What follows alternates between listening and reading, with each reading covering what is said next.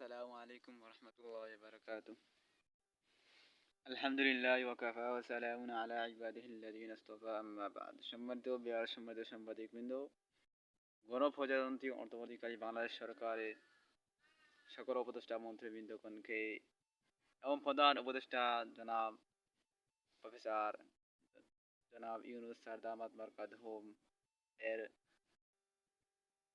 এবং বাংলাদেশ গণপ্রজাতন্ত্রী বাংলাদেশ সরকারের বাংলাদেশের সেনাবাহিনী কর্মকর্তাবৃন্দগণ এবং বিমান বাহিনী, সেনাবাহিনী এবং নৌবাহিনী এবং বাংলাদেশ পুলিশ বাহিনী, আইন শৃঙ্খলা বাহিনী, সকল রাজনৈতিক সংগঠন বৃন্দগণকে আমাদের সিলেটে গোহাইনকড়া সিটি কর্পোরেশনের পক্ষ থেকে সকলকে আন্তরিক ও ধর্ম মন্ত্রণালয়ের পক্ষ থেকে সকলকে আন্তরিক মুবারকবাদ ও পান্ডারা অভিনন্দন জানাই।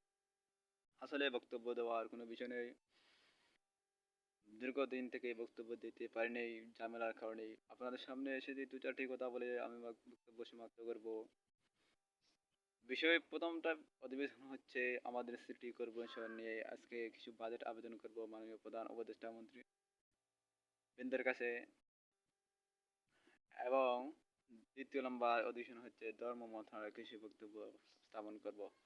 যদি মহারব্বে কারীম আমাকে তৌফিক দান করেন তাহলে দু চারটি কথা বলে আমি বক্তব্য সমাপ্ত করবো ইনশাআল্লাহ।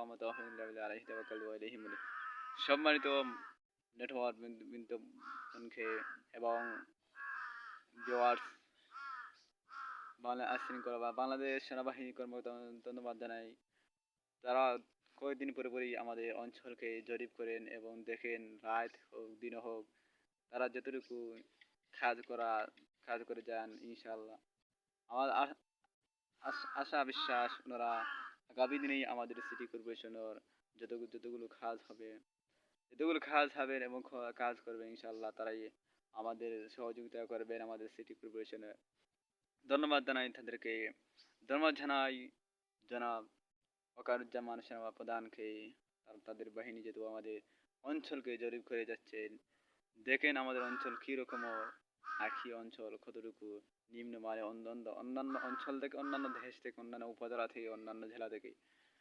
সম্মানিত মাননীয় প্রধান উপদেষ্টা, 2026-এর জন্য বাজেট আবেদন আমাদের সিটি ভবনের জন্য 1,80,50,000 টাকা আমাদের সিটি ভবনের জন্য 2026 জানুয়ারির মধ্যে আবেদন করা হলো।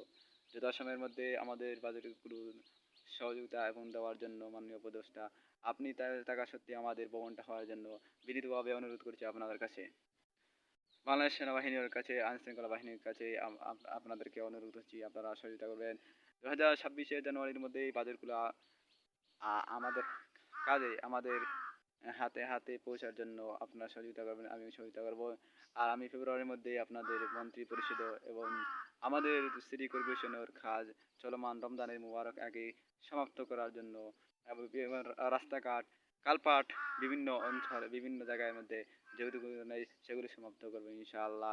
এই বাজেট হবে ইনশাআল্লাহ। আর এই বাজেটটি হচ্ছে শুধু ভবনের জন্য 1,80,50,000 টাকা শুধু ভবনে, মানে সিটি ভবনের জন্য। 5 তলা ভবন হবে ইনশাআল্লাহ। মন্ত্রণালয় যেহেতু আমাদের বৃষ্টি হচ্ছে বক্তব্য দেওয়া যায় না। আর যেহেতু নির্বাচন সামনে, যেহেতু কোন দল নির্বাচিত হবেন তার একটি জানা সূত্রে আমি মধ্যে জরিপ করেছি। এটি হচ্ছে বড় একটি রাজনৈতিক দল। জানাই তাদের নেতৃবৃন্দকে ডিসেম্বরের মধ্যে জনাব তারেক রহমান সাহেব বাংলাদেশ আগমন করবেন। ঢাকা শাহজালাল আন্তর্জাতিক বিমানবন্দর থেকে তাদের নেতাকর্মী ও মহাসচিব এবং তাদের নেতাকর্মী এবং বাংলাদেশ সেনাবাহিনী, আইন শৃঙ্খলা বাহিনী নিরাপত্তা দিয়ে তাদের বাসভবনে নেওয়ার জন্য আমি সকলকে অনুরোধ করছি, আহ্বান করছি।